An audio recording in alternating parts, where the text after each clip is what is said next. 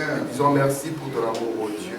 Amen. Nous disons, Seigneur, merci pour tout ce que toi, tu ne cesses de faire. Oh Dieu. Tu as permis que nous puissions être rassemblés en ces lieux. Non pas, Seigneur, pour écouter les choses des hommes, Amen. mais pour recevoir la pensée de Dieu. Amen. Amen. Nous te sommes infiniment reconnaissants pour cela, oh Dieu. Amen.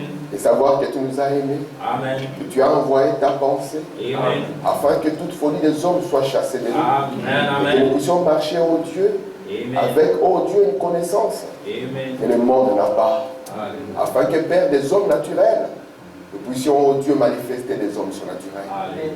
Bénis la présence d'un chacun. Amen. Oh Dieu, viens, touche les besoins d'un chacun. Amen. Fais de cette réunion, oh Père, une touche particulière dans notre expérience et Alléluia. dans notre vie, Seigneur. Qu'en sortant d'ici, Père, nous puissions dire que nos cœurs réellement brûlaient lorsque toi tu nous parlais et que tu étais en train de nous instruire. Accorde à chacun en ces jours une expérience de plus avec toi, Père. Amen. De sorte, oh Dieu, qu'en sortant d'ici, nous soyons différents, oh Dieu, des personnes qui sont entrées. Qu'en sortant d'ici, nous soyons encore plus proches de toi que quand nous sommes entrés, Père. Amen. Dispose nos cœurs à recevoir la sémence du royaume, Amen. alors que tu nous as envoyé la parole. Amen. Et laisse que, Seigneur, la terre épouse soit trouvée en nous, afin que l'esprit de Christ soit manifesté encore. Amen. Alléluia. Les malades au milieu de nous, Seigneur. Oh Dieu, délivre les captifs, Père. Amen. Vivifie et ramène nos cœurs à toi, Seigneur. Et manifeste et glorifie ton nom, oh Dieu. Amen. Au nom du Seigneur Jésus-Christ. Amen. Amen. Amen. Nous allons lire la parole de Dieu. Apocalypse chapitre 6. Lisons la parole ensemble. Versets 12 et 13. Je regardais quand il ouvrit le sixième jour et il y un grand tremblement de terre. Le soleil devint noir comme un sac de grain. La ligne entière devint comme du sang. Et les étoiles du ciel tombèrent sur la terre comme lorsqu'un figuier secoué par un vent violent jette ses figues vertes. Amen. Nous allons lire aussi dans Ésaïe 36. Je vous retirerai d'entre les nations. Je vous rassemblerai de tout le pays et je vous ramènerai dans votre pays. Je répandrai sur vous une eau pure et vous serez purifiés. Amen. Je vous purifierai de toutes vos souillures et de toutes vos idoles. Amen. Amen. Je vais ajouter des bénédictions à cette parole. Alléluia. Vous pouvez vous asseoir. Amen. Je vous salue tous au nom de Jésus-Christ. J'espère que tout le monde va bien. Amen. Nous allons continuer dans notre étude. Et vous savez, aujourd'hui, c'est la fête de la Pentecôte, n'est-ce pas? Amen. Est-ce que vous savez cela? Amen. Aujourd'hui, c'est la fête de la Pentecôte. Amen. Vous savez que la Pentecôte a une grande... Merci beaucoup.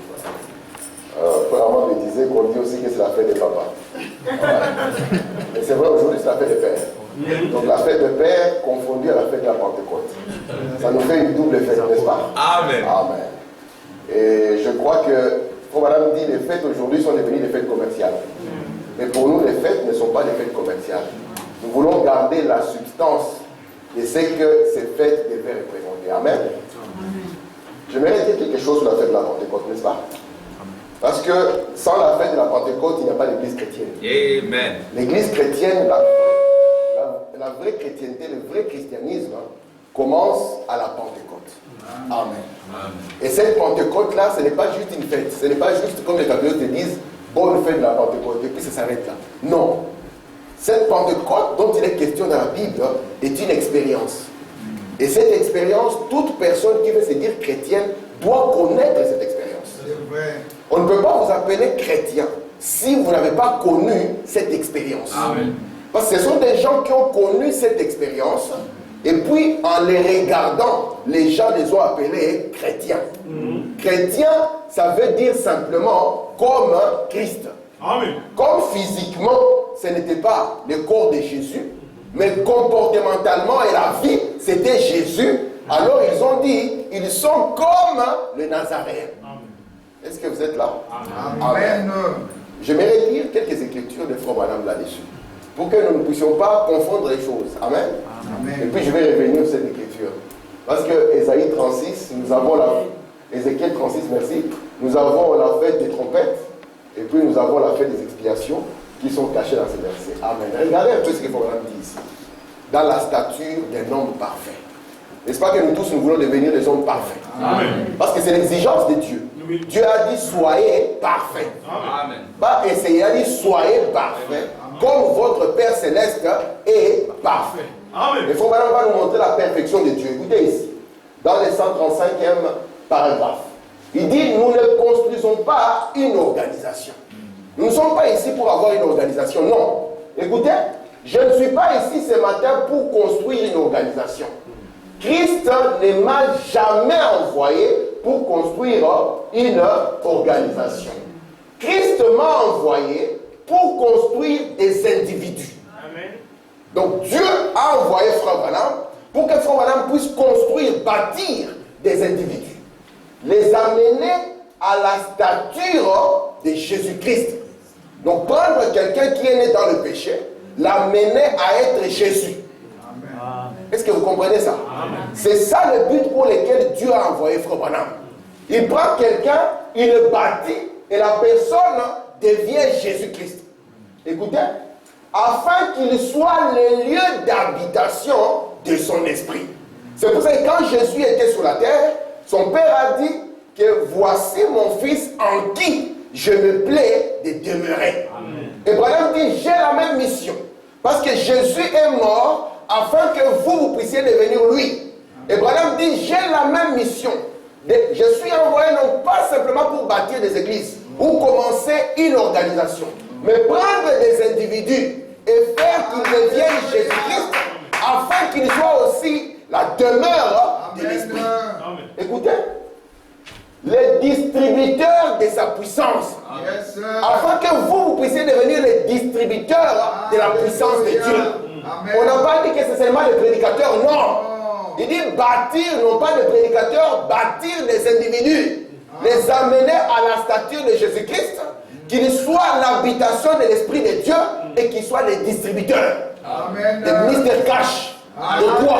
De la puissance de Dieu. Amen. Écoutez, par la parole, édifier l'individu, l'amener à cette position. C'est pour cela que Dieu a envoyé Frère Branham. Il prend un frère comme Mao. Amen. Il n'édifie par la révélation. Et il quitte la position d'un Congolais, il devient Jésus-Christ. Amen. Et il devient automatiquement la demeure de l'Esprit de Dieu et le distributeur de la puissance de Dieu par la parole. Regardez, pas construire une organisation pour en faire une grande dénomination, mais construire les individus pour en faire des fils et des filles de Dieu. Voilà l'idée. Est-ce que vous comprenez? C'est pour ça que Jésus, quand il était sur la terre, il disait, je suis fils de Dieu, n'est-ce pas? Et on a dit, pourquoi vous voulez me tuer? Parce que j'ai dit que Dieu est mon Père. Et Branham dit, Dieu m'envoie maintenant. Parce que Jésus a donné sa vie, afin que vous preniez cette place. Et moi, je suis envoyé non pas pour construire des organisations, ni faire une grande dénomination, mais je viens pour vous, individus, afin de vous amener à cette position. Quelle position? Non pas les fils de vos pères et de vos mères, mais la position des fils et des filles de Dieu. Est-ce que vous comprenez ça? Amen. Et c'est ça l'importance de la Pentecôte. Regardez, continuons ici. Nous sommes dans l'exposé, à la page 381. Regardez ce qui est écrit. C'est Frère Branham qui parle. Vous pouvez lire ceci avec moi, s'il vous plaît. J'aimerais qu'on le lise ensemble. À aucun instant, je n'apporte aux gens un message pour les pousser à me suivre. Arrêtons d'abord. Donc le but de Frère Branham n'est pas que vous venez et que vous puissiez seulement le suivre. Lui n'a pas apporté le message pour faire des disciples après lui. Ce n'est pas ça le but. Vous comprenez ça? Continuons la lecture. Ou à s'attacher à mon église. Amen. Ou à fonder un groupe, une organisation. Je n'ai jamais fait cela et je ne le ferai pas maintenant. Je n'ai pas d'intérêt pour ces choses. Lisez avec moi. J'ai en revanche un intérêt pour les choses de Dieu et pour son peuple. écoutez la satisfaction. Et je serai satisfait si je peux réaliser une seule chose. Posons la question à Frère Branham, c'est quoi cette chose qui pourrait t'amener à être satisfait? Les pasteurs ne sont plus satisfaits par ça. Mais Frère Branham, qu'est-ce qui t'amène toi à être satisfait? Un pasteur est satisfait quand l'église est remplie. Même s'il est rempli de voyous, lui il est satisfait. Mais Frère Branham, qu'est-ce qui t'amènerait toi à être satisfait? Frère Branham dit, écoutez, cette chose, c'est de voir s'établir une véritable relation charnelle. Une véritable relation spirituelle entre Dieu et les hommes. Dans laquelle les hommes deviennent de nouvelles créatures en Christ, remplis de son esprit et vivant selon le monde. Et vivant selon sa parole. Amen. Donc, en d'autres termes, si moi, Branham, je vous amène dans une expérience de la Pentecôte, où vous allez dire, ce n'est plus moi qui vis, mais c'est Christ qui vit en moi, alors moi, Branham, je serai satisfait.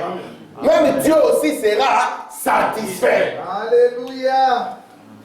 Parce que le jour de la Pentecôte, on ne leur a pas dit que allez remplir les églises. Non. Amen. Amen. Mais ici, il y a la grande satisfaction du prophète. Non pas de s'attacher à son église, non pas de s'attacher dans une grande organisation, mais avoir des frères et des sœurs qui sont des frères paroles et des sœurs paroles. Des jeunes paroles. Amen. Vous voyez le but au fait. C'est ça le but pour lequel nous venons à l'église. Si nous manquons ce but, nous sommes dans le péché. Amen. Même si nous remplissons ici jusque dans la rue. Mais si ce but n'est pas atteint, nous sommes dans le péché. Amen. C'est ce que Judas a manqué, malgré que Judas venait à l'église. Amen. Amen. Alléluia. Frère Madame dit ceci. Nous ne trouverons jamais Jésus en retournant au début du baptisme, en retournant au début du méthodisme et du catholicisme. Ce n'est pas là où nous le trouverons. Écoutez, nous ne trouverons Christ qu'en retournant à la Pentecôte. Amen. Au commencement. Pas à la dénomination, mais à la véritable expérience de la Pentecôte. Et quand cette expérience vient dans quelqu'un, ça le change. Amen. Ça l'amène à aimer Dieu et à aimer sa parole. Amen. Ça l'amène dans la même position que le Seigneur Jésus. Amen. Et il devient le distributeur de la puissance de Dieu. Amen. Est-ce que vous comprenez? Amen. Alors là, on peut vous dire bonne fête de toutes les plantes. Merci Seigneur. Regardez, il faut Madame continue dans la même brochure, au commencement, elle n'était pas ici. Il dit, nous l'attendons parce que Jésus a dit, allez attendre à Jérusalem, n'est-ce pas? Il continue ici, nous n'attendons jamais assez longtemps pour avoir assez d'instructions. Non pas pour décrocher des doctorats ou une expérience théologique. Non, il dit, mais il nous faudra attendre que le Saint-Esprit de la Pentecôte descende sur l'individu. Amen. Le revêtant de la puissance pour qu'il détourne son visage à lui ou à elle du péché et des choses du monde. Frère Branham me dit ceci. Il dit, peu importe la maison dans laquelle un enfant a été élevé. Amen. La première fois qu'il attendra la musique du monde, cela va attirer son attention. Maintenant, il dit ici qu'il faut que la puissance, le Saint-Esprit de la Pentecôte, descende sur cet enfant. Amen. Pour détourner ses oreilles de ce genre de chansons. Oui. Parce que quand il va attendre 50 Cent rapper, vous allez vous étonner que votre enfant est dedans. Pourquoi? Parce qu'il n'a pas rencontré encore la fête de la Pentecôte. Mais lorsque la Pentecôte vient, amen, elle amène l'homme à s'identifier à Dieu et à aimer sa parole. Vous voyez ça? Amen. Est-ce que vous êtes là? Amen. Il dit ici, écoutez, le revêtant de la puissance pour qu'il détourne son visage à lui ou à elle du péché et des choses du monde et qu'il vive comme un chrétien. Amen. Imaginez un peu, on a les concerts des mineurs à Forêt Nationale. Et vous voyez Jésus-Christ qui est parmi les premiers à s'arracher une place. Est-ce que c'est possible? Alors si ce n'est pas possible, aujourd'hui Jésus n'a pas d'autre corps que votre corps. Aujourd'hui Jésus ne peut plus être identifié autrement que par vous. Amen. Donc notre attitude ne peut pas être différente de ce que Jésus était. Nous sommes censés être la continuité de la vie de Christ. Amen. Or, nous ne pouvons pas y arriver si premièrement nous n'avons pas rencontré à la Pentecôte. Est-ce que vous comprenez ça? C'est pour ça que Paul l'a rencontré dans une expérience. Et quand Paul l'a rencontré dans une expérience, il n'y a rien qui pouvait le séparer de son expérience avec Dieu. Amen. Alors vous m'avez dit, une fois que vous avez cela, alors vous pouvez adhérer à n'importe quelle église que vous voulez. Amen. Sinon vous allez changer les églises toute votre vie. Vous allez partir ici, ça ne marche pas. Vous partez là-bas, ça ne marche pas. Vous partez là-bas, ça ne marche pas. En fin de compte, vous pouvez vous ouvrir une église. Et ça ne marchera toujours pas. Amen. Très bien. Est-ce que vous comprenez ça? Amen. Il nous faut revenir à l'expérience de la Pentecôte. Parce que Jésus-Christ lui-même, qui n'avait pas besoin, il a commencé par la même expérience. C'est pour ça qu'on l'a appelé le Christ, n'est-ce pas? Amen. Parce qu'il a commencé par l'expérience où le Saint-Esprit est descendu sur lui. Amen. Et il a identifié son peuple par les mêmes personnes qui commencent par la même expérience, n'est-ce pas? Amen. Un jour, il y a un frère qui cherchait le chemin du ciel. Il était dans un songe, n'est-ce pas? Et il a vu qu'il y avait beaucoup de pasteurs et tout ça. Il leur a demandé, personne ne connaissait le chemin du ciel. Et on lui a dit, il y a un monsieur qui est sur la montagne. Il a dit, je me suis avancé dans le songe, j'étais vu, c'était toi, frère Branham. Il dit, je t'ai demandé, montre-moi le chemin du ciel. Et frère Branham lui a montré les empreintes de pas. Amen. Il lui a dit, ton Isabelle, il faut suivre ces mêmes empreintes de pas. Ce sont les empreintes que Jésus-Christ a laissées. Amen. Amen. Amen. Et si nous marchons dans les empreintes de Jésus, ça signifie que nous allons suivre le même chemin que Jésus. Commencer comme Jésus a commencé. Alors nous finirons bien. Amen. Est-ce que vous êtes avec moi? Amen. Donc la Pentecôte, c'est une expérience que chaque chrétien doit avoir. Amen. Tu ne peux pas dire je suis jeune, je n'en ai pas besoin. Tu en as besoin. Parce que si tu n'en as pas, tu ne pourras pas détourner la tête du monde. Surtout en ce jour où les capuchons de l'enfer ont sauté et que l'enfer se trouve sur la terre. Comment ferais-tu? Amen. C'est pour ça que la Bible dit, si vous n'avez pas l'Esprit de Dieu, si vous n'avez pas la Pentecôte, vous n'appartenez pas à Dieu. Amen. Vous appartenez peut-être à l'Église, mais dans l'économie de Dieu, Dieu ne vous connaît pas. Parce que Dieu ne connaît que Jésus-Christ. Amen. Amen. Dieu ne connaît que qui? Que Jésus-Christ. C'est pour ça que lorsque Jésus était sur la terre, il a dit, tout ce que vous ferez en action et en parole, faites-le en mon nom. Et lorsque vous le faites dans son nom, ça signifie que vous êtes lui. Amen. Amen. Amen. Le christianisme doit commencer par ça. Il faut que chaque chrétien arrive au point où se pose la question, Seigneur, est-ce que je te connais dans une relation spirituelle? De sorte que si demain, les frères ne sont pas là et que je suis seul, qu'est-ce que ma vie va produire? Amen. Est-ce que vous êtes là? Amen. Seigneur, est-ce que je te connais moi personnellement? Ou Seigneur, est-ce que toi aussi tu me connais?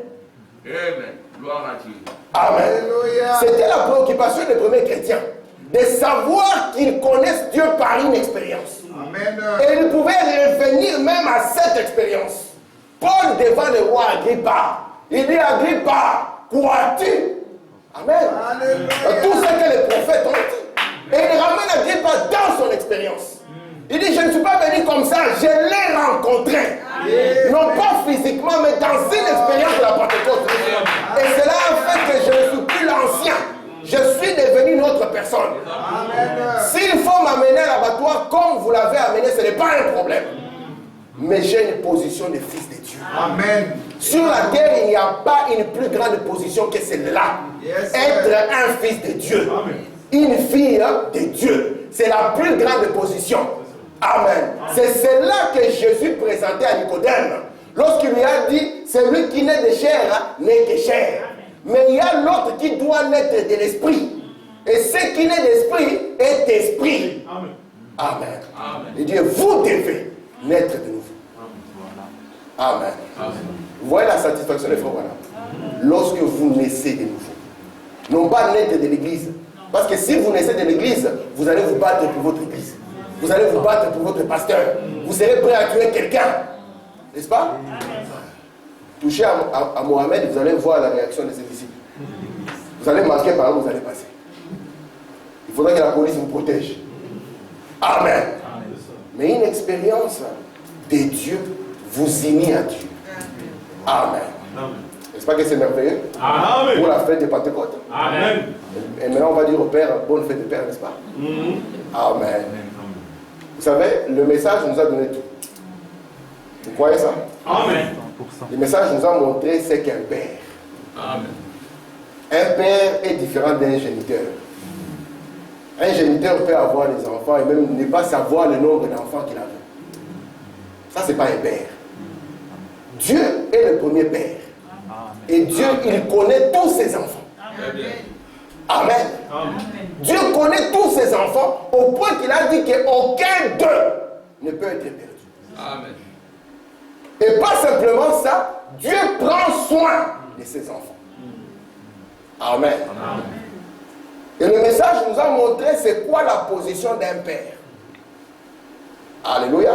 Amen. Il faut madame dire un père est un sacrificateur. N'est-ce pas? Amen. Vous savez ça, non? Amen. Vous savez que Job, il priait pour ses enfants, non? Amen. Quand ses enfants étaient sortis un peu, Job lui aussi sortait aussi avec maman. Il dit, maman, nous sommes libres. Les enfants sont partis. Nous allons aussi à la fête. Il faut madame dire, quand il sortait, Job aussi priait. Il disait, Seigneur, ce sont des jeunes. Quelque chose peut arriver là-bas. Oui. Et il faut madame dire, vous voyez, il offrait même un agneau pour ses enfants. Amen. Et c'est pour ça qu'il dit que nous, les pères, nous devons prier pour nos enfants. Amen. Il dit, nous devons le faire. Amen. Parce que le monde, vous voyez ces jeunes qui sont là, le monde qu'eux ils affrontent, hein, ce n'est pas le monde que nous avons affronté à leur âge. Non. Internet est là. Pas de censure. Tout est tout. Tout, tout, tout. C'est lui qui peut t'apprendre des choses que tu ne connais pas. Oui. Et comment est-ce qu'ils s'en sortiront si nous ne prions pas pour eux? Amen. Si simplement ce jour on donne un cadeau, bonne fête de Père, et puis ça s'arrête là. Faut madame dire, Dieu est un véritable Père. Amen. C'est pour ça que quand un fils n'écoute pas, Dieu est là pour le ramener direct. N'est-ce pas? Amen. Faut madame dire, c'est ce que ferait tout véritable Père. Amen. Amen. Et il dit que le pasteur à l'église est un Père. Amen. Faut madame dire, c'est pour ça que parfois je suis obligé de gronder sur des choses. Parce que si je vous laisse comme ça, cela vous fera du mal. Très bien. Et si moi j'ai de l'amour pour vous, il faut que je vous le dise. Amen. Parce que si la vérité n'est pas proclamée à l'église, c'est où qu'elle sera dite. Alléluia. Parce que les politiciens ne peuvent pas dire la vérité. Mais c'est à l'église où la vérité doit sortir. Amen. Et la Bible dit, lorsque vous connaissez la vérité, elle vous délivre. Amen. Amen. Amen. Alléluia. Parce que les chrétiens aujourd'hui, ils veulent avoir un pasteur qui leur dit ce qu'ils veulent. Amen. Il vient te demander un conseil et il a déjà sa réponse. Lorsque toi tu dis quelque chose qui ne cadre pas avec ta réponse, lui il n'est pas content. C'est comme les enfants, ils viennent déjà te demander quelque chose, il attend qu'ils te disent oui. Tu dis à l'enfant non, l'enfant pour te dire, moi je suis le Père. Alléluia. Et le Père il a une vision plus longue et plus grande. Alléluia. Amen. Il faut même dire chaque jour devait être la fête de Père. Et maintenant on va plus loin. Il dit un mari, parce que c'est lui qui est père, n'est-ce pas? Il dit c'est un mystère lorsque Paul dit femme, obéissez à vos maris. Très bien. Il dit que c'est un mystère, n'est-ce pas? Amen. Vous voulez connaître le mystère? Amen. Il faut madame dire pour que la femme lui obéisse, il faut d'abord premièrement qu'il soit un fils de Dieu. Amen. Amen. Très bien. Il dit il doit montrer à sa femme et à ses enfants que c'est un fils de Dieu. Amen. Il dit une fois qu'il découvre que c'est un fils de Dieu, alors sa femme et ses enfants lui doivent la révérence. Mais s'il n'est pas un fils de Dieu, il va exiger quel genre de respect? Amen. Avec les armes? Avec la boxe comme papa? C'est pour ça que Dieu exige que la Pentecôte commence par le Père. Amen. Amen. Amen. Et que le Père prie pour ses enfants. Amen. En disant, Seigneur, tu n'as pas les petits-enfants. Vous savez ça? Amen. Est-ce que Dieu est un grand-père? Non. Chez les catholiques, oui. J'ai plusieurs photos de Dieu. Ils ont dessiné un vieux papa fatigué. Dieu le Père. Mais Dieu n'est pas un grand-père. Frère Branham dit, tout enfant qui naît de lui doit le connaître comme père. Et en tant que père, il prend sa position, n'est-ce pas? Frère Branham me dit, si vous avez avec Junior, vous trouvez que Junior va traverser la rue et qu'il peut être écrasé. Les pères de Dieu disent, Junior, ne fais pas ça. Il faut parler doucement, il ne faut pas les traumatiser. Mais la voiture va traumatiser Junior si toi tu ne le fais pas avant. Il faut même dire, si vous êtes un véritable père Amen. et que Junior n'écoute pas, vous allez lui donner une bonne dose de correction qui va ramener Junior son cerveau en place. Amen. Amen. Amen. Gloire à Dieu. Moi je crois à ça. Amen. La Bible dit, éloignez cela de votre maison, vous allez gâter votre enfant. Et il vous dira, bonne fête de père un jour de l'an. Vous ne serez pas père tout le temps. Amen. Disons, il faut avant que nous entrions dans notre sujet, le temps est parti. Écoutez, il faut ici, dans, n'est-ce pas moi qui t'envoie. Parfois, je prêche très durement. Un jour, j'étais quelque part en train de prêcher. Et puis, j'ai vu une jeune soeur qui est entrée en pantalon. Je me suis dit, c'est l'occasion ou jamais de lui dire que le pantalon est anti-parole. Alors, j'ai déchiré les pantalons comme pas possible. Quand elle a lu le message, après, elle m'a dit, ce jour-là, je t'avais haï. Moi, je lui ai dit, ma soeur, si la vérité ne sort pas de l'église, elle sortira d'où? Amen. Si ici, on ne vous dit pas que nous ne croyons pas au maquillage de ces histoires, nous n'y croyons pas. Parce que Dieu a dit, vous n'êtes pas des païens. Ce sont des signes païennes. Amen. Je vous défie. Regardez, vous d'abord les Africains. Regardez dans chacune de vos civilisations et de vos coutumes. Amen. Quel est le peuple qui, quand il y a des fêtes, ne met pas des histoires sur le visage? Regardez dans vos coutumes. Et aujourd'hui, le diable a pris cela, l'a modernisé. Mais nous avons un prophète qui a vu l'esprit qui est derrière. Il a dit non, ce n'est pas ça. Ça, c'est des coutumes païennes. Même si on n'appelle pas ça beauté, Dieu n'appelle pas ça beauté.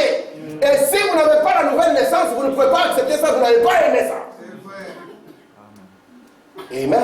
Amen. Mais si la naissance de Dieu est en vous, vous allez aimer ça. Lorsque la parole dira ceci est faux, même si tu es jeune, tu aimeras parce que c'est faux. Yes, sir.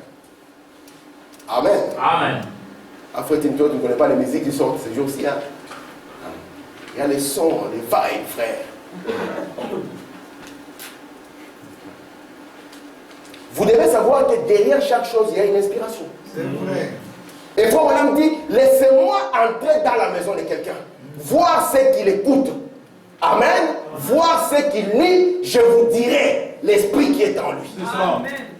Comprenez ça? Amen. Frère parle d'un jeune homme qui s'appelait Abraham Lincoln. Il dit, si on peut avoir un plus grand président des États-Unis, il n'y a pas un plus grand que lui.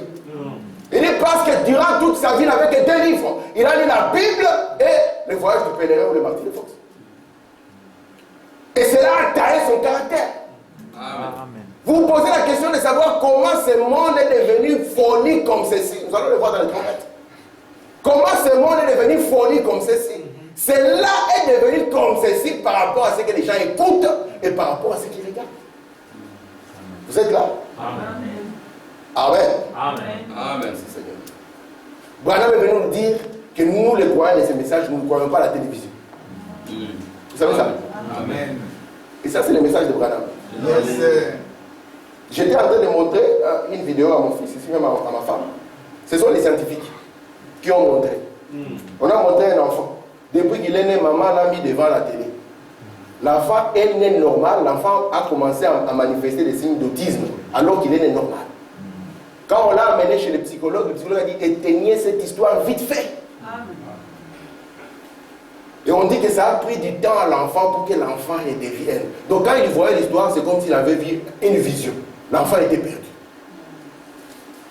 Aujourd'hui, les écrans de téléphone nous ont complètement captivés. Est-ce que j'aime?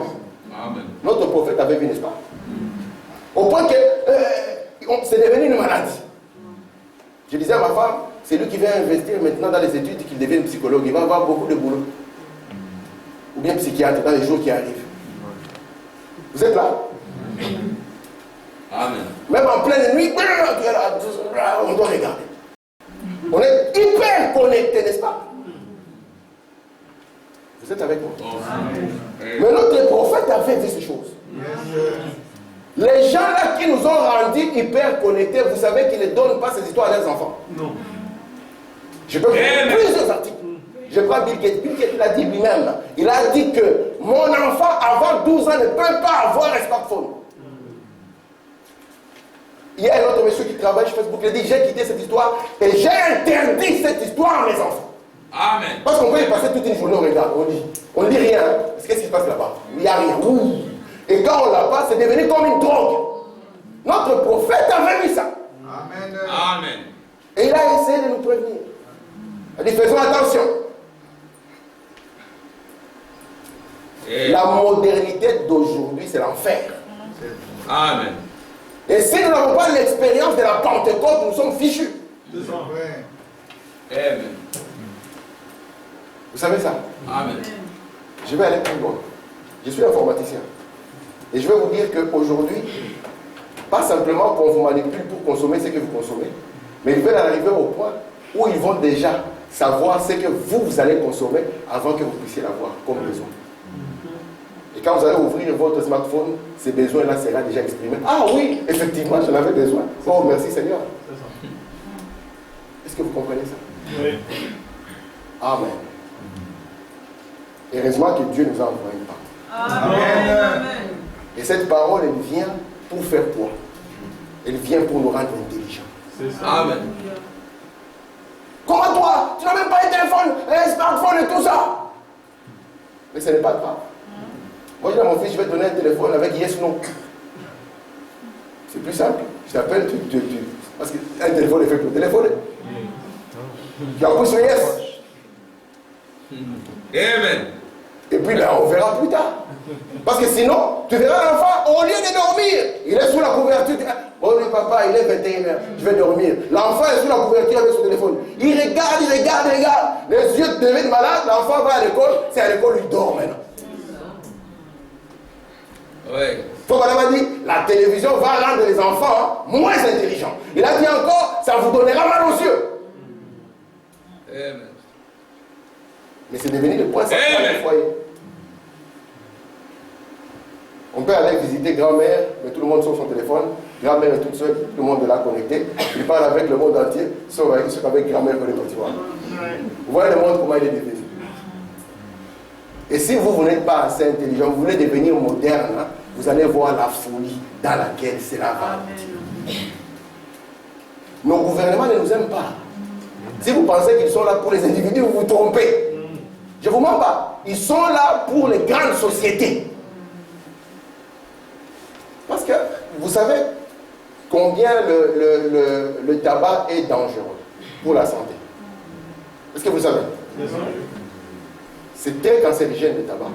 Et avec plein de conséquences. Mais le gouvernement permet qu'on vende cette histoire. C'est du poison en fait. Oui. Et pour se donner bonne conscience, qu'est-ce qu'on fait? On va écrire sur les boîtes. On écrit quoi? Fumer tue. Imaginez un peu. Sur l'autoroute, il y a un pont qui est brisé, n'est-ce pas? On met juste un petit panneau, mamie. L'autoroute est brisée. Donc, même si vous partez à 120, si vous n'avez pas vu le panneau, c'est bon. Voilà l'attitude de notre gouvernement. Ou bien de nos gouvernements. Heureusement que Dieu est venu avec son gouvernement. Amen. Et le gouvernement ou le royaume de Dieu, il faut madame dire c'est quoi? C'est le Saint-Esprit. Quand il devient esprit et vie dans votre propre vie. Est-ce que ça va? Amen. Amen.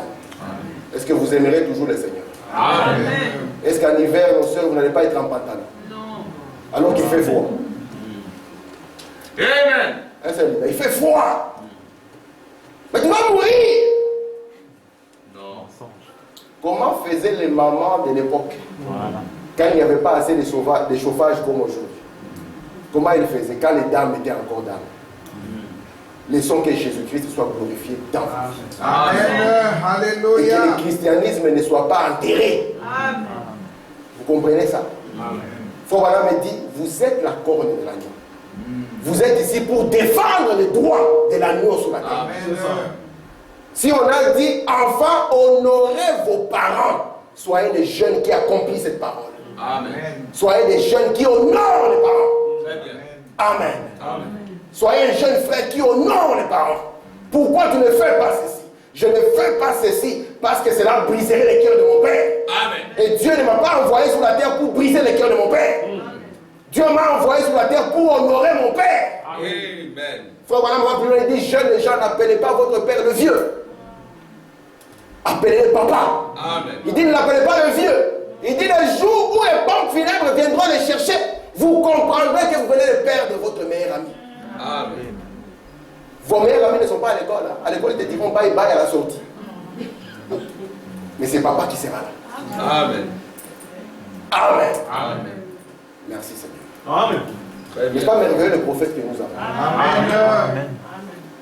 C'est pour ça qu'il faut que Madame disait que vous les jeunes, vous mes jeunes ici, pour que vous alliez dans le monde, il faut d'abord que vous puissiez marcher sur ce que je viens de dire. Parce que vous avez appris ce qui est vrai de ce qui est faux. Dans quel monde vivons-nous, mes frères? Je lisais un journal, une jeune fille aux Pays-Bas, j'ai eu très pitié, elle dit, si vous n'êtes pas blindé spirituellement, les esprits vont jouer avec nous ici. La jeune fille avait connu beaucoup de difficultés dans sa jeunesse. Elle disait qu'elle ne vit plus, elle a envie de mourir. Et aux Pays-Bas, on a le droit d'avoir envie de mourir. Et de demander qu'on puisse t'accompagner à mourir. Il me dit, si simplement spirituellement, on pouvait voir ce qui se passe. Que c'est un esprit qui est en train d'assaillir cette fille. Il nous faut le Saint-Esprit de Dieu. Amen. Amen. Il n'y a pas d'autre choix. Il nous faut le vrai Saint-Esprit de Dieu. Parce que ce monde devient de plus en plus fou. Amen. Amen. Et ne comptez pas sur le gouvernement pour dire que le gouvernement va nous protéger. Déjà, le gouvernement accepte qu'on nous vende. C'est terrible, mes frères. Si vous regardez tout ce qu'on nous vend dans les magasins, comme nourriture, je vous plains si vous mangez sans prier. N'est-ce pas? Mais je vous plains si vous mangez sans prier. Il n'y a aucun gouvernement pour nous protéger. Un seul. Seigneur la connaît bien. Il va te dire, pas ces léons-là, va de ce côté-là. Je vous dis la vérité. Merci Seigneur. Ok. Nous allons entrer dans notre leçon. Je vais prendre 30 minutes. Les 30 minutes sont passées dans la fête de Père.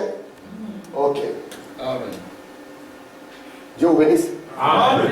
Est-ce que vous aimez le message? Amen. Est-ce que vous aimez le message? Amen. Amen. Vous devez aimer frère Branham. Amen. Amen. Moi je suis ici pour que vous aimiez. Je vais vous amener à bien frère Branham de force. C'est ça. De sorte que quand vous allez lire un conseil dans la brochure, vous n'allez pas faire le contraire. Parce que essayez, je vous défie. Vous voyez un conseil, faites le contraire. Et nous allons parler après. Amen. Je vous en parle par expérience. Ok.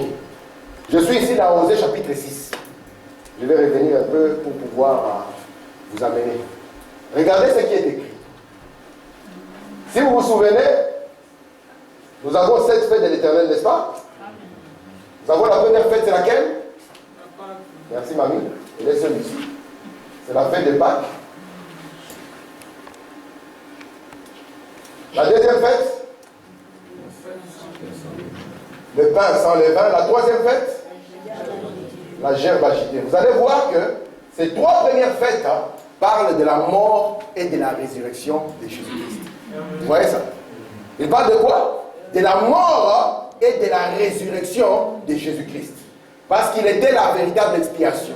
N'est-ce pas? Son corps était ce pain. Amen. Qui devait être brisé. Alléluia. Et il était celui qui était sorti en premier, comme le prémisse de la résurrection. Vous êtes là? Amen. Amen. Et vous allez remarquer que, après ces 3 premières fêtes, venait la 4e fête.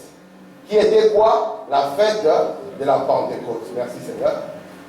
Je suis content que les fêtes soient assimilées. Ça me fait du bien. Hein? Merci beaucoup. La fête de la Pentecôte.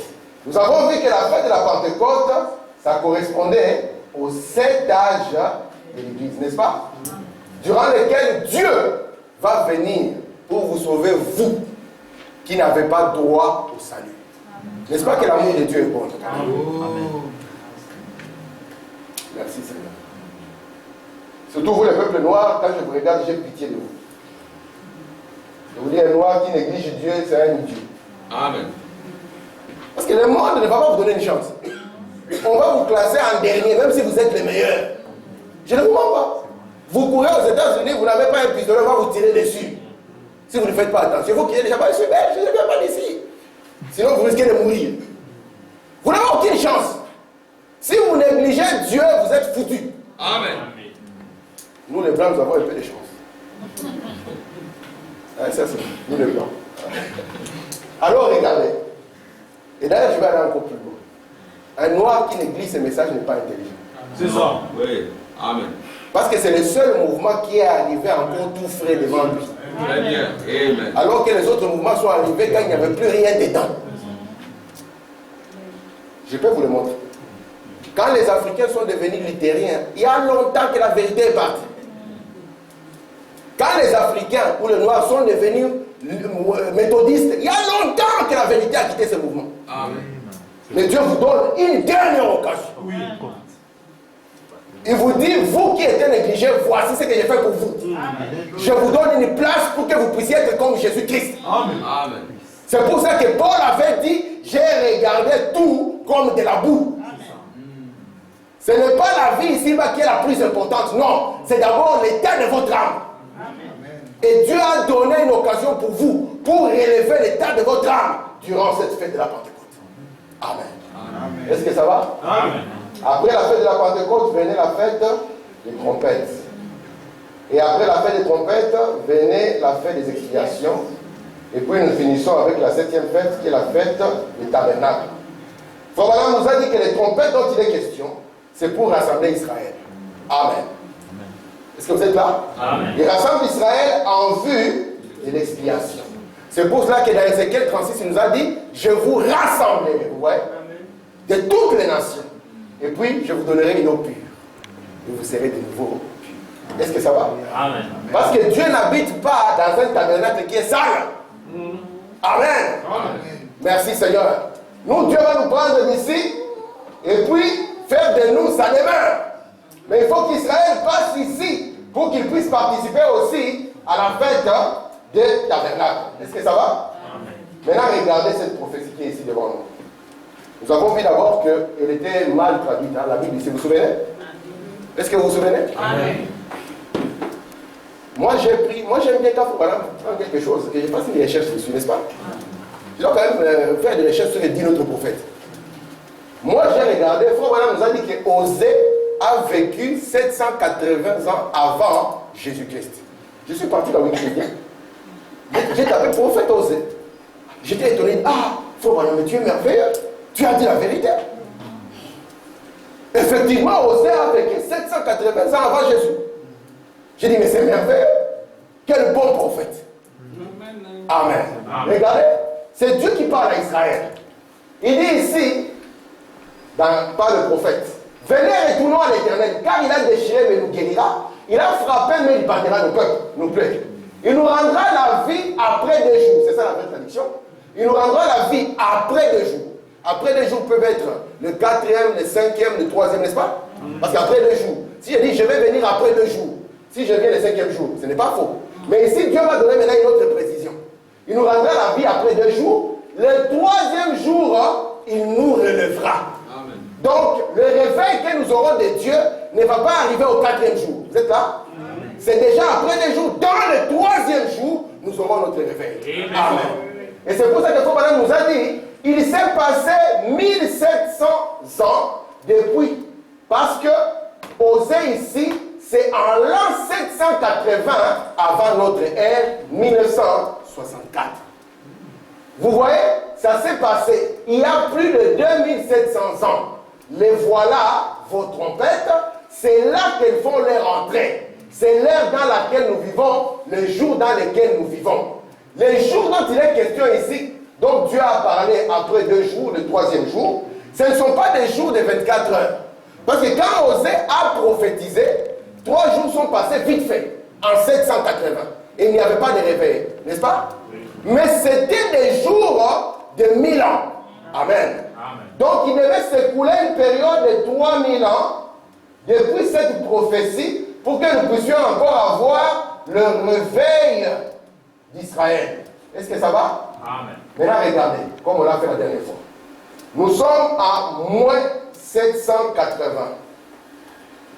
Nous savons qu'un jour est comme 1000 ans pour Dieu et 1000 ans est comme un jour. Si nous allons ici, nous sommes à l'an 0 à la naissance de Jésus. Ça va?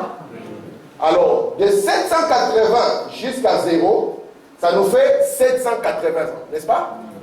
Pour que nous puissions avoir un jour, il nous faut atteindre 1000 ans. Donc nous allons arriver jusqu'à l'an 220. N'est-ce pas? Au 3e siècle. Ça c'est le 3e siècle, non? À l'an 220, le premier jour est écoulé. Amen. Mais Dieu n'a pas dit qu'il va les réveiller dans les premiers jours. Donc c'est vrai que lorsque nous regardons ici, Israël est déjà dispersé, parce qu'Israël a été dispersé à l'an 70 de notre ère. Amen. Ça va? Amen. Alors, à partir de 220 commence le deuxième jour. Le deuxième jour, jusqu'à combien? À 1220. N'est-ce pas? Quand on atteint le 1220, nous sommes au 13e siècle, ça signifie que nous allons entrer maintenant dans quoi? Dans le 3e jour. Vous êtes là? Amen. Alors, de 1220 à 2000 combien? À 2220, n'est-ce pas? Ici, ça fait le 3e jour. Donc, si nous arrivons en 2220, imaginez que Dieu nous garde. Et que nous arrivons... Mamie dit quoi? Imaginons que nous sommes là jusqu'en 2220. J'aime bien les sourires des jeunes gens. Ils ont regardé. Ah, c'est là où on comprend que la vie, c'est rien. Hein? 2220. Je suis jeune. Non, là, je ne serai plus jeune.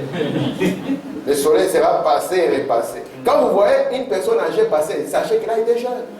À une époque. Et quand c'est une vieille femme, peut-être que des hommes se sont battus pour elle.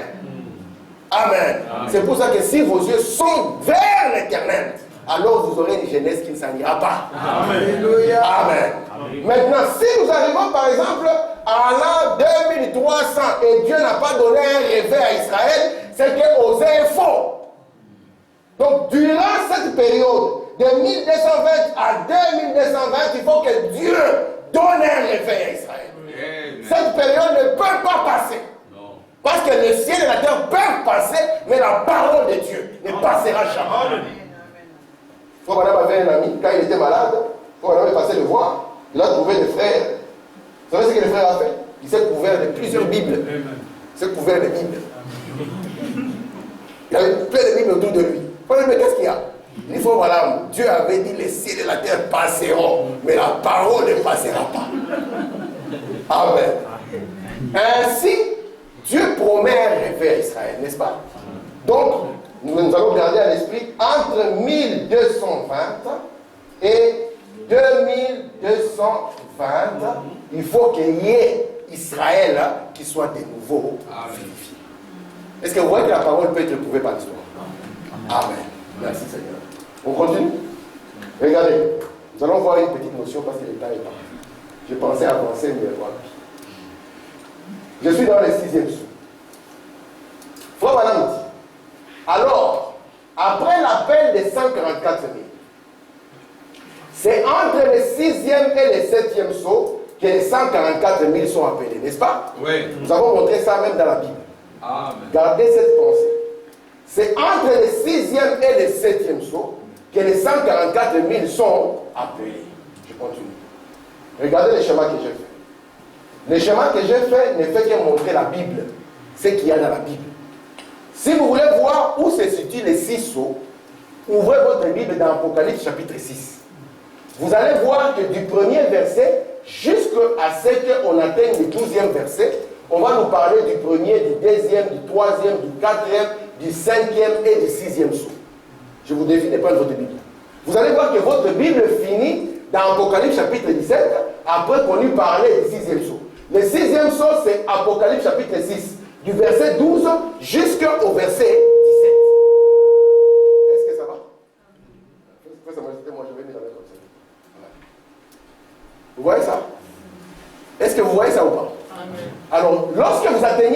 Apocalypse 6, du verset 12 jusqu'au verset 17, vous allez lire le 6e sceau. Normalement, dans la logique humaine, il fallait maintenant, comme on est arrivé à la fin du chapitre, que le chapitre 7 puisse nous donner quoi? Le 7e sceau. Mais au lieu que le chapitre 7 nous donne le 7e sceau, le chapitre 7 devient comme une ouverture.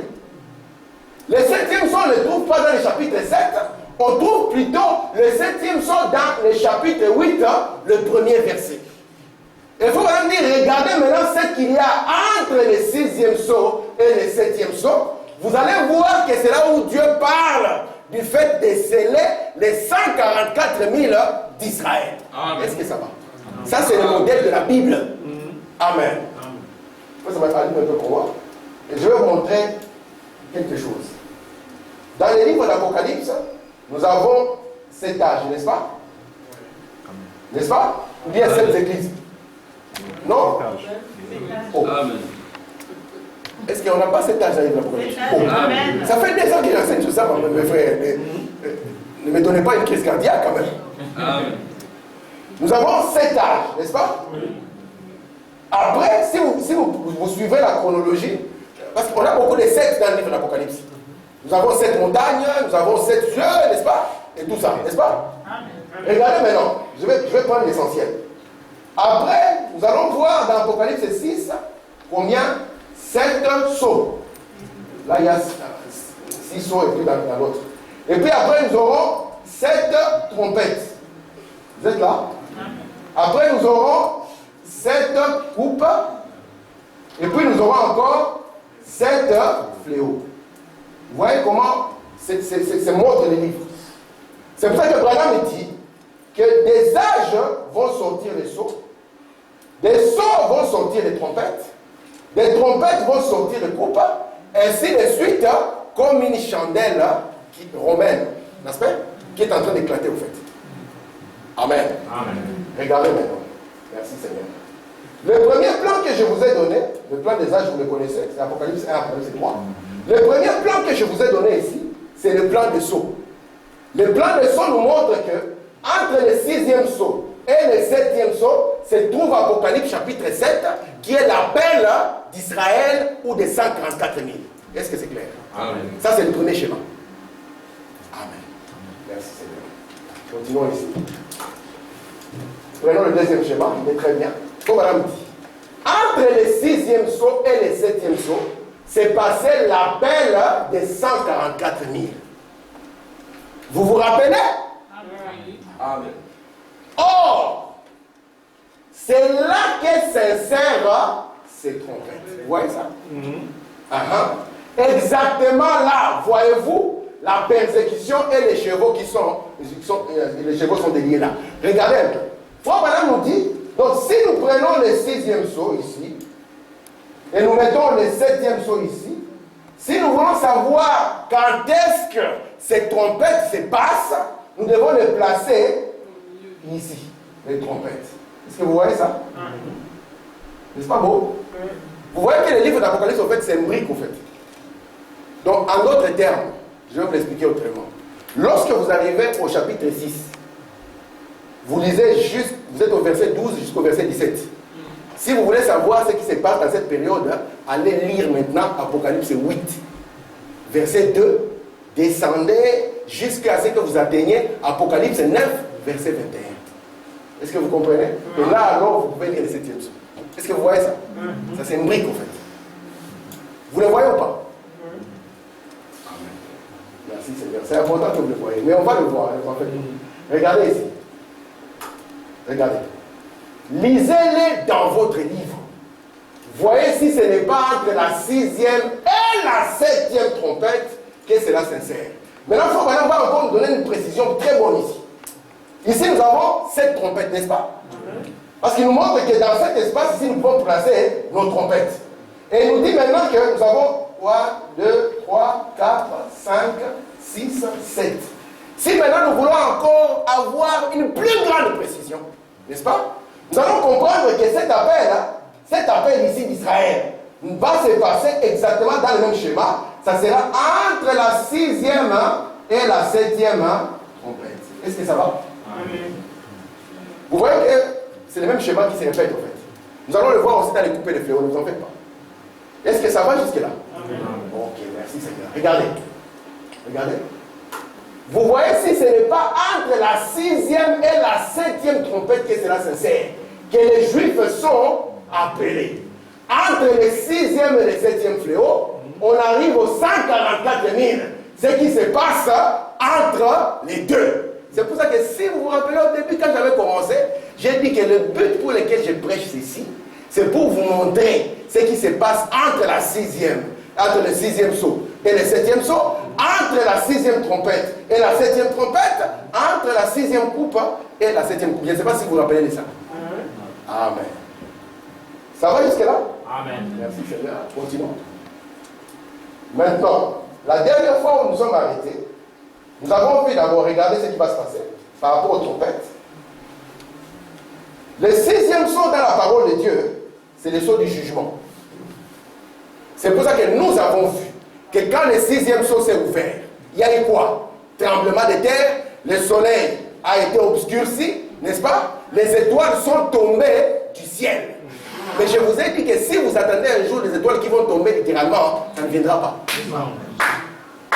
Mais nous allons voir que durant les trompettes, les étoiles sont tombées du ciel. Nous verrons que durant les trompettes, qu'est-ce qui s'est passé? Le soleil s'est obscurci. Alléluia. Nous verrons que durant les trompettes, la lune n'a plus donné sa lumière.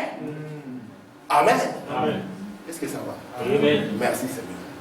C'est durant les trompettes que cela va se passer. Alléluia. Regardez maintenant. Nous avons vu que lorsque le 6e saut s'est ouvert, comme c'est le saut de jugement, Frère Branham nous a dit que ce saut devait conduire le monde à la destruction. Vous vous souvenez? Mais Dieu, quand il s'est souvenu qu'il y avait deux types de personnes qui devaient éviter la destruction, à savoir les ouvriers de la 11e heure qui n'étaient pas encore scellés, et les 144 000, qu'est-ce que Dieu a dit? Arrêtez les vents. Amen. Amen. Et c'était le premier malheur ou la première guerre mondiale qui avait été arrêtée. Mais Frère Branham nous a dit quelque chose. Il a dit, mes frères, il a dit depuis 1914, quelque chose s'est déclenché.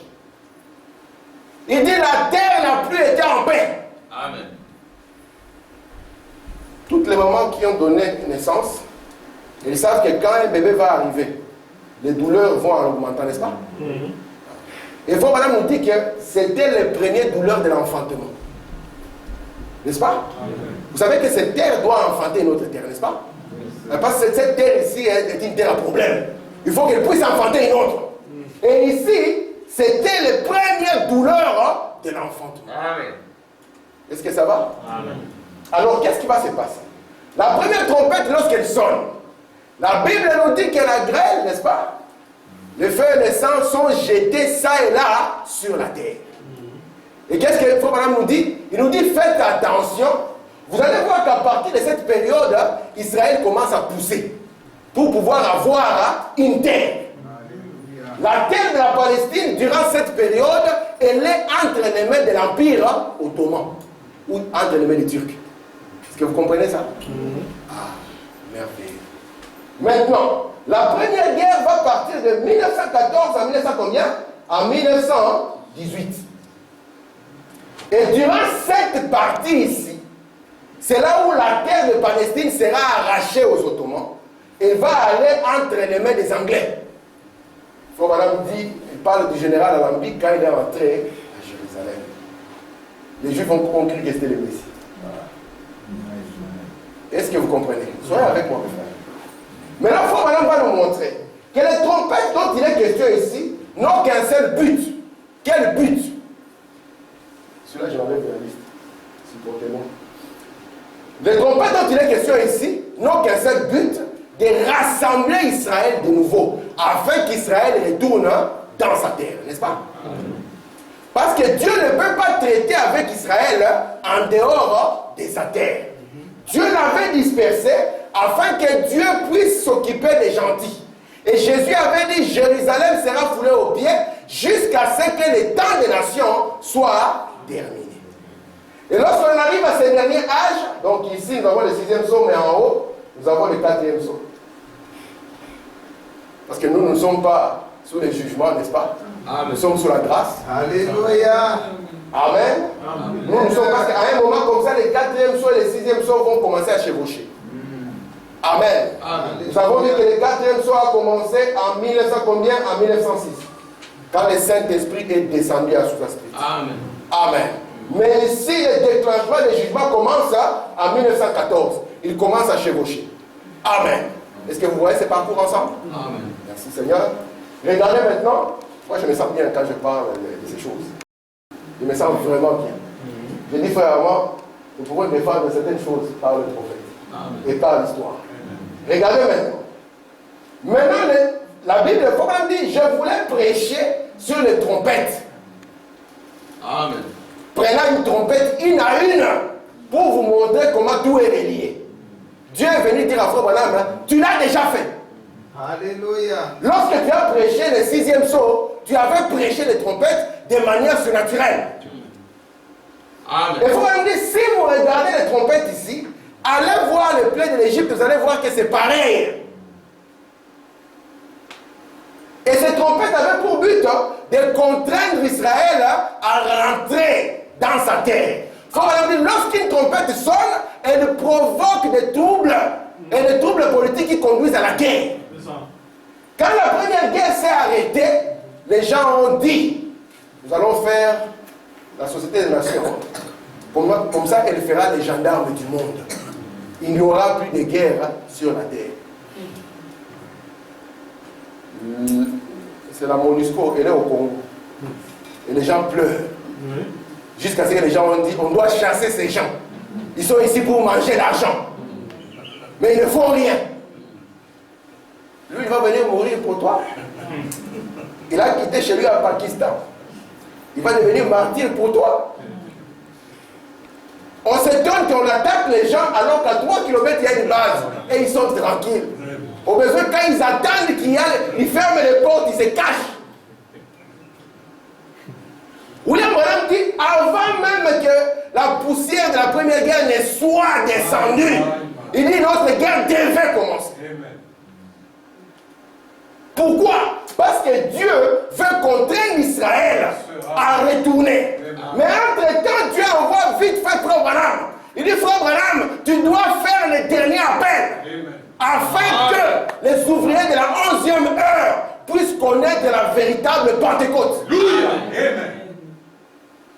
C'est pour ça que c'est dans cette période ici, de 1914, c'est dans cette période que le baptême, après 1918, que le baptême au nom de Jésus-Christ a été révélé à l'épouse.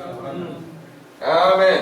Parce que l'ordonnance était, répandez-vous, soyez baptisés au nom de Jésus-Christ et vous recevrez la gerbe. Très bien. Amen. Alléluia. Ça va, ça Gloire va, à ça va. Dieu. Amen. Ça, c'est le christianisme que nous avons. Amen. Amen. Maintenant, regardez. Si vous regardez dans le 2e ici, vous verrez que là, je pense que c'est là où l'eau se change ensemble. N'est-ce pas que ça nous rappelle encore l'Égypte? Amen. Si nous regardons ici, c'est une étoile qui tombe du ciel. Et ça s'appelle absinthe, qui en russe signifie Tchernobyl. Amen. Dans le 4e ici, j'aime beaucoup Frère. Lorsque nous allons arriver ici, dans la 5e trompette, on va nous dire qu'une étoile là tombe du ciel. Mais nous n'avons pas vu l'étoile qui est tombée du ciel. Il n'y a que Frère Branham qui nous a révélé ce qui s'est passé. Ouais. Il va nous dire effectivement il y a une étoile qui tombe du ciel. Et cette étoile, lorsqu'elle tombe du ciel, elle vient pour ouvrir les abîmes. Amen. Apocalypse 9.1. Sous la 5e trompette, le roi, les rois de ce groupe de 200 000 chevaux, ils avaient un roi qui les gouvernait. C'était une étoile qui était tombée. Vous vous souvenez, si Jésus avait dit les étoiles tomberont. Et nous voyons une étoile qui tombe. Et il dit, pourquoi est-il tombé des cieux? Oh, Lucifer. Donc Lucifer aussi descend. Ouais. Écoutez, oh, vous m'avez dit, c'était l'abîme. Ils avaient pour roi le roi de l'abîme. Et c'est pour ça que la Bible l'a appelé Abaddon, n'est-ce pas? Et nous avons vu que son nom, ça signifie destruction. Est-ce que vous êtes là? Amen. Merci Seigneur. Maintenant, quand madame commence à dévoiler qui est ce roi, il prend Apocalypse 17. N'est-ce pas? Parce qu'on nous avait montré qu'il y avait une femme elle était assise sur cette montagne. Et nous avons vu que cette montagne-là, amen, était aussi cette roi, dont le 8e était de la même nature de cette. Amen. Il faut maintenant nous dire, regardez, et où doit-elle aller? Dans les abîmes. La Bible dit ici que les chefs de ces gens-là venaient des abîmes. C'était lui le roi. Il est assis avec une triple couronne. Il rallie les protestants. Ouais. On va le voir, Amen. on ne comprend pas. Ouais. Vous comprenez? Cette étoile est descendue. Et elle est venue oindre quelqu'un. C'est pour ça que je vous demande, si vous prenez l'histoire, regardez ce qui s'est passé en 1939. Prenez l'histoire simplement et regardez ce qui s'est passé en 1939. Je vais revenir à ça quand nous allons avancer. Regardez un peu, je vais lire encore 2-3 citations de m'arrête. Faut voilà ici, dans la dislocation du monde. Tout ce qui vous sépare de cela est faux. C'est un faux messie, une fausse onction. Oh, quelqu'un dira, les frères avaient une telle onction. Quel genre d'onction? C'est ça. Hitler aussi avait une onction. Les gens qui étaient autour de lui disent qu'Hitler avait une onction. Ouais. Et on dit que quand il était en colère, il dégageait une odeur. Vous comprenez ça? Ah. Et lui-même, hein, il savait qu'il y avait une main qui le guidait. Il appelait ça la providence. Si Dieu n'était pas là, nous serons tous en train de parler allemand. Ouais. Amen. Nous serons tous en train de parler allemand. C'est vrai. Regardez maintenant. Faut madame dire, Hitler aussi avait une onction. Khrouchtchev aussi en avait une. Regardez. Le pape Pie, c'est lui qui a été intronisé en 1939. Et avant cela, il était nonce apostolique à Berlin. C'est Pie XII. Regardez. Le pape Pie aussi en a une. D'ailleurs, c'est lui qui a dit que Marie est montée au ciel avec son temps. Il a déclaré cette grande révélation. Et personne ne pouvait l'arrêter. Regardez. Quel genre d'onction avez-vous? Est-ce que vous êtes là? Amen. Nous devons avoir une onction. Maintenant, quel genre d'onction est sur nous? Parce que Hitler aussi était roi. Nous voyons que quand cette étoile est précipitée, le roi monte des abîmes. Et il apparaît sous la forme de quelqu'un qui porte une triple couronne. Mais il a une onction sur lui. Qu'elle vient faire cette onction? Elle vient ouvrir quelque chose. Vous êtes là? Amen. Merci Seigneur. Il faut même dire ce qui est contraire à la parole, c'est une fausse onction. Amen. Tout ce qui est contraire à la parole est une fausse onction. Amen.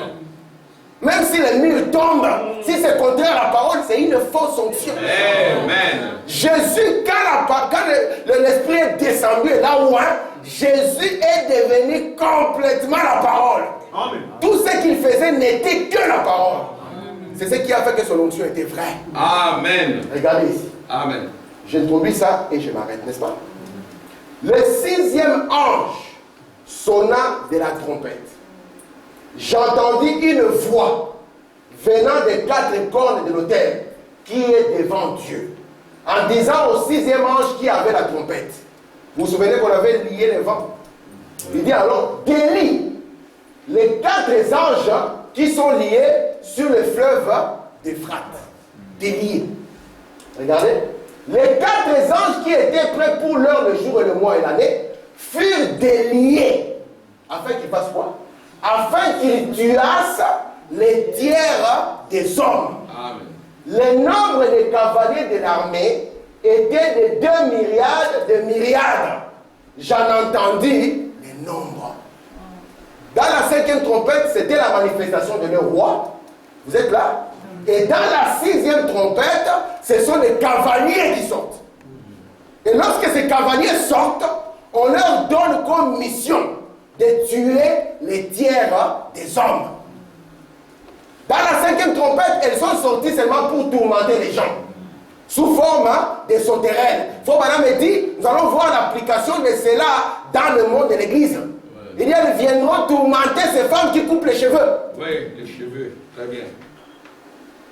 N'est-ce pas? Amen. Ils vont tourmenter ces femmes qui coupent les cheveux. C'est ça. Oui. Elles sont tourmentées. Oui. Amen. Mais ici, ce n'est plus seulement un tourment. Ils sortent maintenant pour faire quoi? Pour tuer. Merci Seigneur. Regardez, faut voir. Question et réponse. Je prends juste 3 minutes, n'est-ce pas? Alors, les vents ont été relâchés de nouveau. Vous voyez ça? Parce que dans les 6e saut d'Élie, les vents ont été relâchés de nouveau. Regardez. Maintenant, depuis la Première Guerre mondiale, il y a constamment eu des persécutions contre les Juifs. C'est ça. Hitler fut suscité pour la Seconde Guerre mondiale. Il allait détruire le monde entier. Il allait le détruire complètement.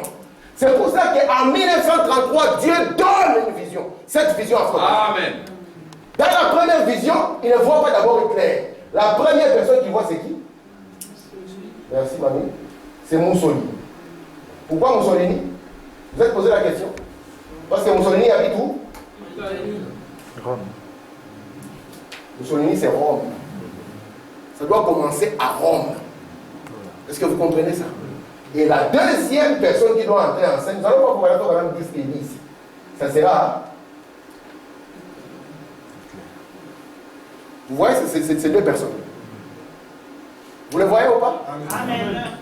Mussolini et beaucoup de gens ne vont pas comprendre l'esprit qui est sur eux. Il n'y a que Branham qui va les voir. C'est ça. Parce que l'esprit qui est sur eux, c'est l'esprit de la vieille Rome. La Rome de César qui avait détruit Israël. C'est ça l'esprit qui est sur eux. Et vous pouvez le voir même dans les salutations. Les Romains avaient la main tendue. Ils disaient avec César. Et ils vont venir avec la main tendue. Et ils diront Hitler. C'est tout. C'est le même esprit avec le même aigle, semblable avec les Romains. Il n'y a que Branham qui a commencé à avoir cet esprit. Amen. Parce qu'il faut Branham dire ici, il s'agit du réveil. On va le voir. Merci Seigneur. Regardez.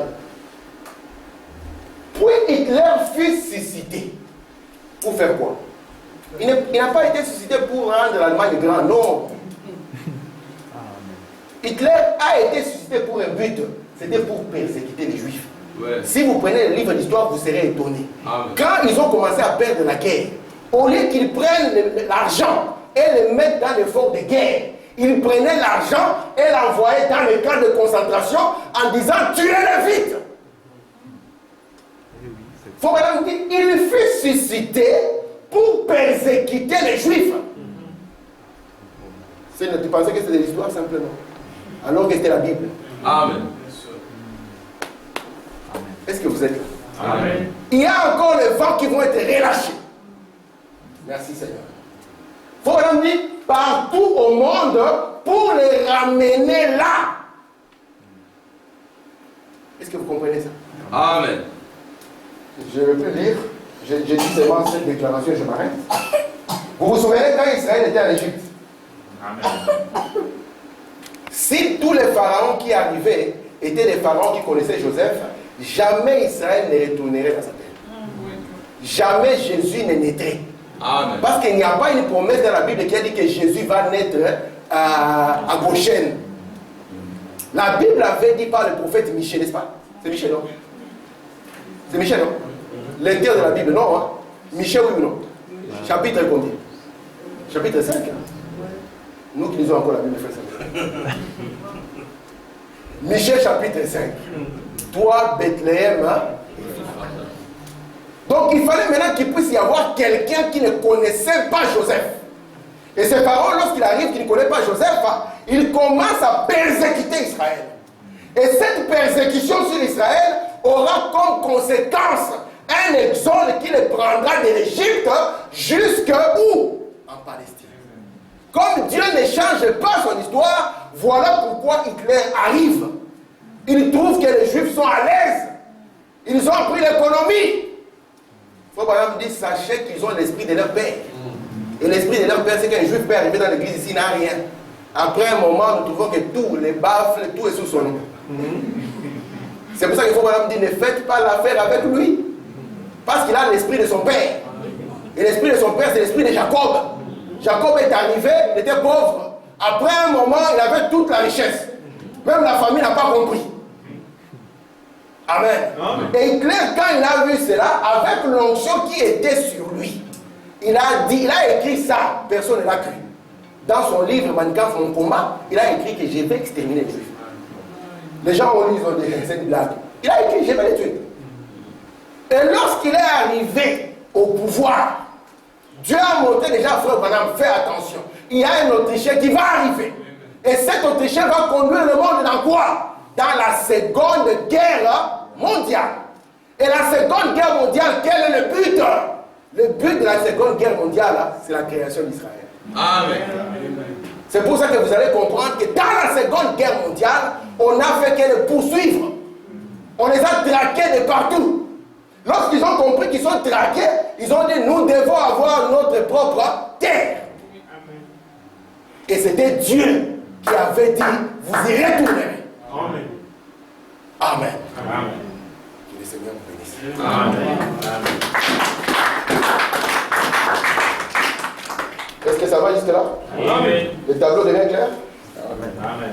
Est-ce que le tableau devient clair? Amen. C'est un béquier, il dit, mon tableau n'est pas encore clair. Ok, nous allons nous mettre debout.